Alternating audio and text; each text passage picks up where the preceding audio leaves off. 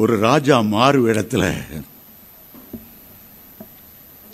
ஒரு காட்டின் வழியாக போயிட்டு இருந்தார். அங்க ஒருவன் சுருண்டு படுத்து கிடக்கிறான். பசி மயக்கம் போல் இருக்கிறது. பேசக்கூட முடியல. அவன் வாயில கொஞ்சம் தண்ணி ஊற்றி, என்னப்பா நான் சாப்பிடல. ராஜா சொன்னார், சரிப்பா என் சாப்பாட்டில் உனக்கு தாரேன்.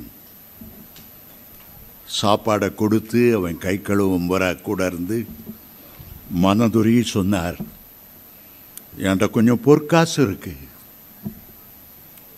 10 பொற்காசு நான் எடுத்து வந்தேன். 9 பொற்காசை நீ வைத்துக்க, பிழைச்சிக்க, நீ நல்லாரு, நீ சந்தோஷமாரு.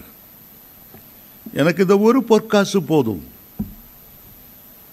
9 காசு அவன் வாங்கிட்டான். ராஜா போகும்போது பின்னால இவன் போனான். எதுக்கு இந்த ராஜாவுக்கு ஒரு பொற்காசு? ஒரு உருட்டுக்கட்டை எடுத்து பின்னால போய் மண்டையில ஓங்கி ஒரு அடி அடிச்சு